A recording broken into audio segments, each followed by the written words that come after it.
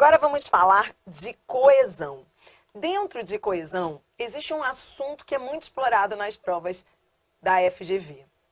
O assunto é ambiguidade. Eu preparei para você uma teoria completa de ambiguidade, assim, com as palavras que a banca usa.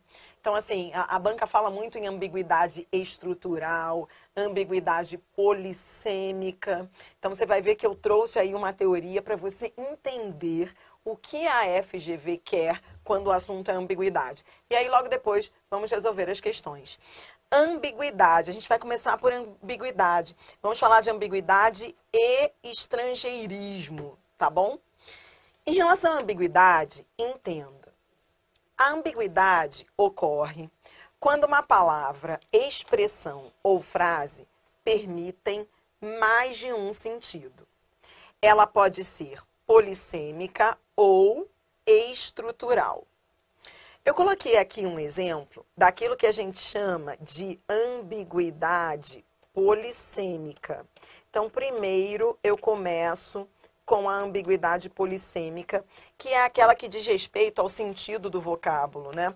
Então, quando você diz assim, não encontrei a lima que você me pediu, para quem não sabe, lima pode ser a ferramenta ou pode ser a fruta, entendeu? Então, é um tipo de ferramenta e é um tipo de fruta. Esse é um tipo de ambiguidade, em que uma palavra, a palavra por si só, ela pode ter aí mais de um sentido. Nesse caso, o contexto não nos permite saber se está falando da ferramenta lima ou se está falando da fruta lima. Numa prova da FGV, você vai ver, a banca, há pouco tempo, numa prova recente, a banca veio com o mesmo tipo de ambiguidade, polissêmica. Aliás, essa palavra a banca ama, banco. Ela já usou em 2 provas recentes.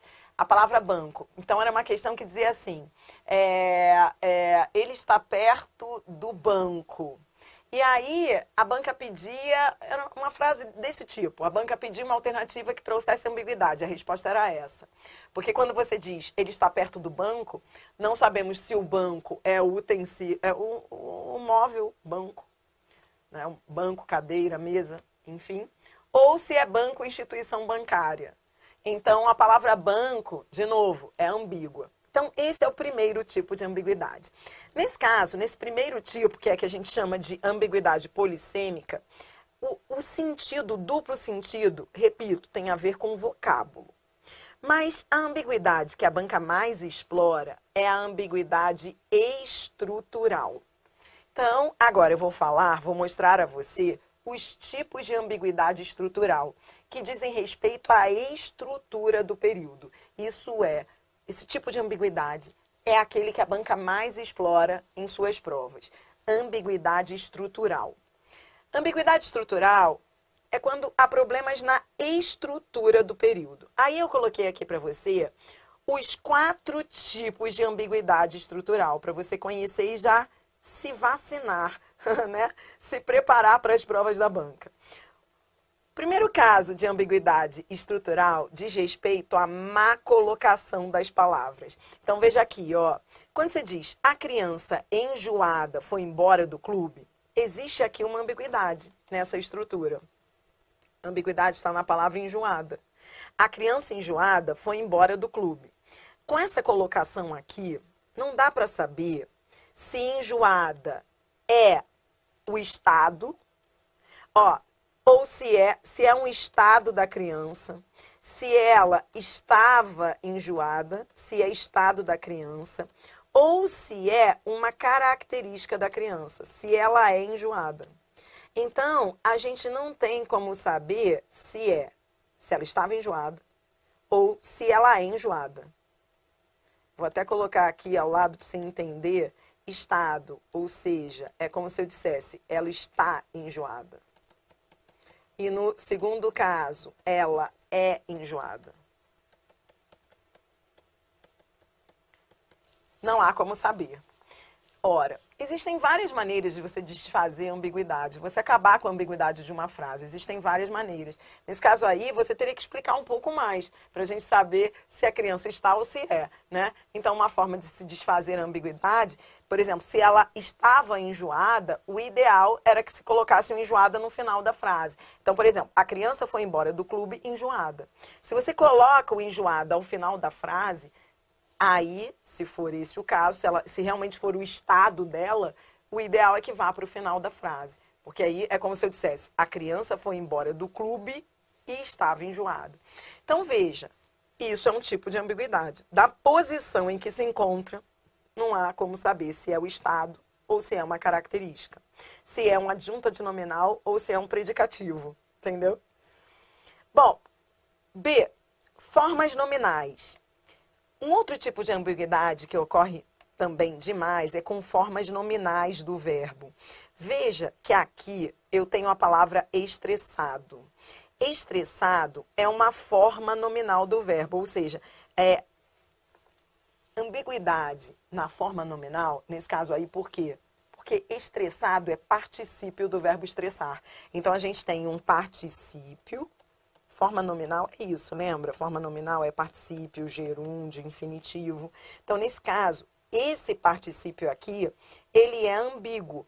Por quê? Porque a gente não sabe se eu é que estava estressado.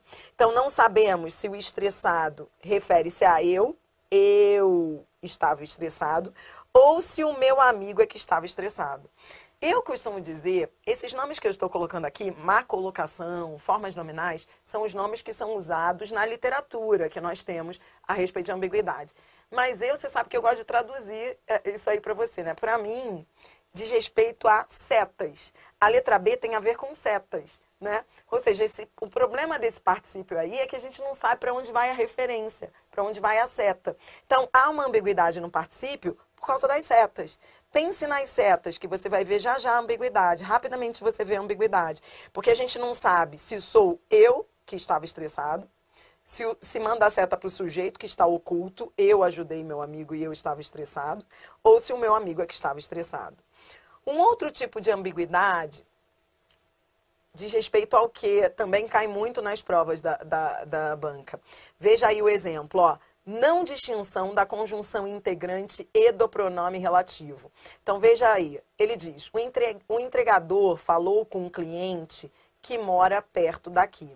A gente não sabe se esse que é pronome relativo, ou seja, ele pode equivaler ao qual, retomando o cliente.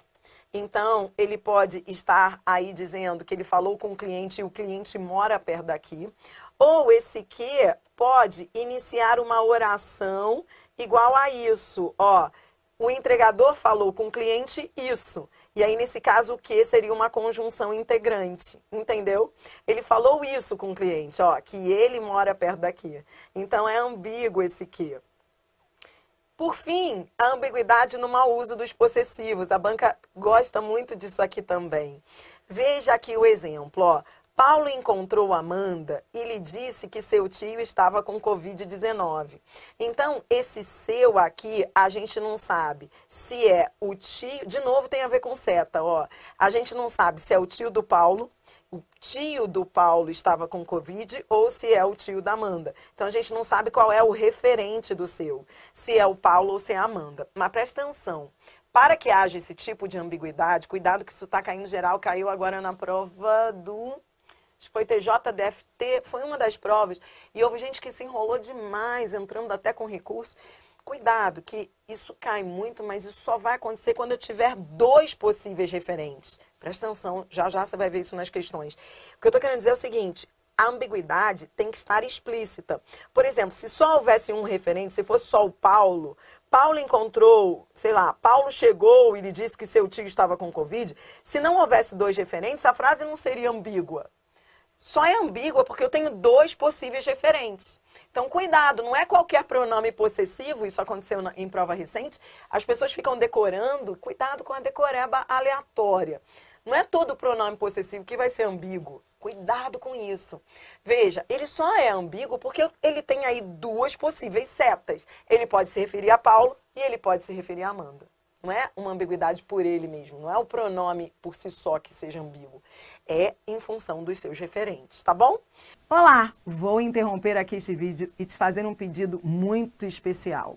Não deixe de se inscrever no meu canal Você vai ter acesso a mais vídeos como esse e vai ser avisado das aulas gratuitas. Não deixe também de curtir este vídeo. Vamos espalhar conteúdo de alto nível de língua portuguesa aqui no YouTube. Questões de ambiguidade bem recentes da FGV. Aqui a banca diz, ó, um dos problemas sérios da língua escrita é a possível ambiguidade de termos. A frase abaixo que mostra ambiguidade, repare que a banca está dizendo que isso é um problema, ou seja, nesse caso ela está falando de uma ambiguidade acidental. Não é uma ambiguidade intencional, é acidental.